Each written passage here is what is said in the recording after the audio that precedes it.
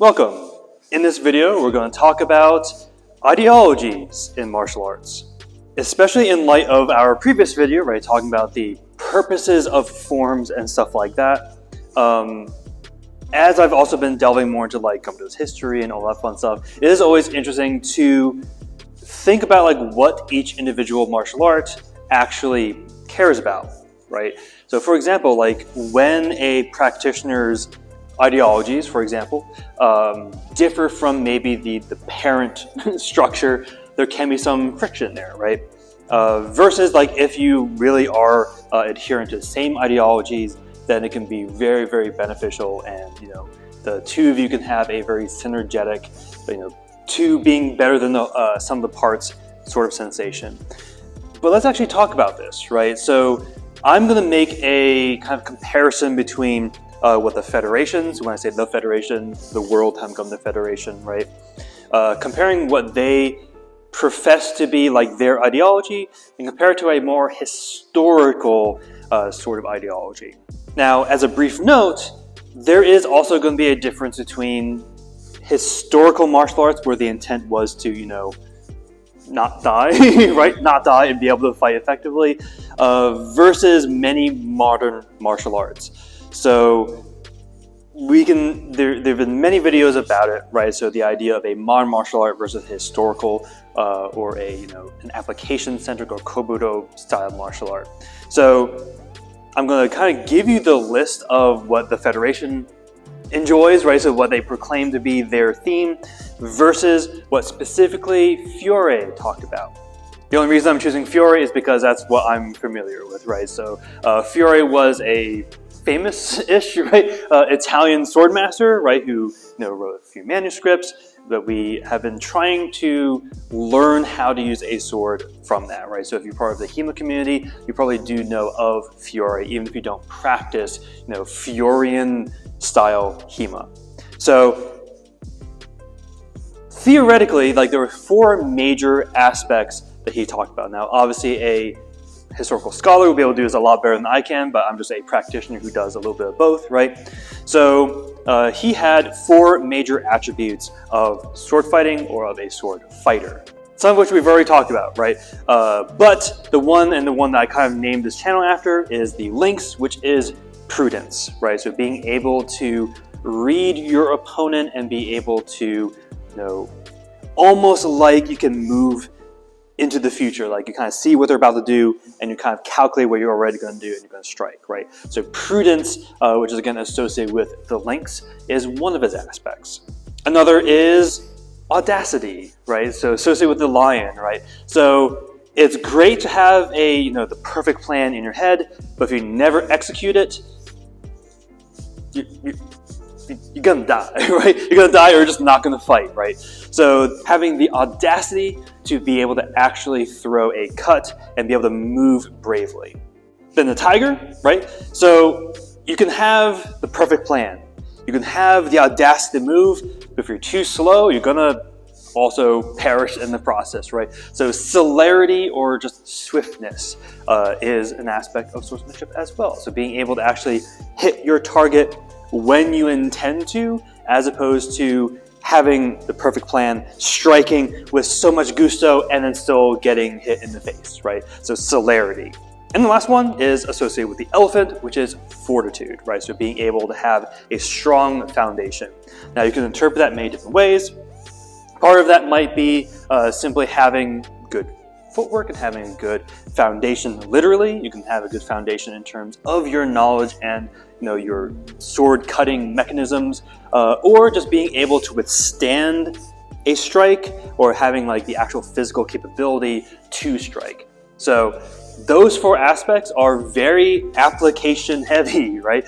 So this is about like, okay, I'm in a fight, four things to think about, right? Calculating what to do, being able to do it, right? Having the will to do it, having the speed to do it when I want to do it, and also having the strength in order to do it and be able to withstand whatever comes after. So very, very application heavy idea there. And if I had to guess, the ideologies of schools in that same time period would have had very similar flavor, right? So the idea is, fight bravely, right? Be able to fight well. So let's take a look at the World Haidong Gumdo's list of, tenets that they like to adhere to. So this, I'm just going to kind of have on the screen, and we can kind of play with it one at a time. Before I do, right? So it's broken into 3 major groups, right? So we have spirit, mind, and body. Theoretically, right? So theoretically, that could do what we want it to do. Like if you're from an application-centric personality, that could be doing what we want to do, right? So having, the spirit could be kind of like the audacity, right, of the lion, right? Having the mind could be the prudence, right? So being able to calculate what to do next. And the body could be the fortitude and the celerity of our 2 remaining animals. So theoretically, the breakdown so far could work. But let's actually take a look at, so this is straight from their website. So this is going to be a screenshot. So let's just take a look together. So under spirit, we have loyalty. Interesting, right? So we have loyalty, filial piety, propriety, and justice. So, I don't know if we necessarily need to go through, so there's going to be a total of 12 ideas here. I don't know if we necessarily need to go through all of them because a lot of them have a very similar vibe that we can kind of already spot, right? So loyalty doesn't have much to do with your actual ability to strike or anything like that. Filial piety, which is very much just adhering to the status quo, right? In terms of, again, respecting your parents and elders and stuff like that, which is, to be fair, this is also a very, it's a lot more of an Eastern thought. I don't like to use the word Eastern, but like this is very common in Japanese styles, very common in Korean styles, and also Chinese styles. So it's very common there. Propriety, so acting properly, essentially, and then justice. So theoretically, not bad things. Like these are, most part. Some of them I might have some red flags waving, but in terms of ideas, there could be worse ones. However, in terms of an actual sword fight, this is not what we were thinking about. We were thinking initially, like if we want to kind of play with the audacity, not quite there, right? So we have mind next. Again, also something really important for swordsmanship, right? We have courage. Yay! We have that, right? So it's in a different category. It's in mind, which is sure, right? However, that is something that's very similar to the audacity, right? So I like that as there. We have judgment. Again, that could also be sort of interpreted from the prudence aspect, so being able to see what they're doing, right, and be able to act accordingly. And then we have respect and temperance, which, again, not directly applicable to a sword fight, unless obviously with temperance, you don't want to come to a sword fight drunk or anything like that. So, yeah. And for now, I'm kind of ignoring the text that are right next to those words. They do give their own spin on it. I'm trying to give them a benefit of doubt with regard to a more martial aspect. And body. This is probably something that you would really anticipate from a martial art, right? Because that's what we do. So like, as opposed to like meditation or something like that. So we have power. Again, that can be maybe interpreted, maybe similar to a certain degree, fortitude, right? Maybe also like audacity. Speed, that's our tiger, right? We have balance, which could also potentially be fortitude, right? In terms of the elephant. And then we have sweat. Sweat, this one I do sort of need to look at the words next to it, but it's essentially like giving your all sort of thing, right? So that is the official, the 12 official tenets within the World Haidong Gumdo Federation. So, quite different, right? So there are some similarities, right? However, sort of because there's just so many more tenets, there's going to be a lot more overlap from only the 4 from Fiore.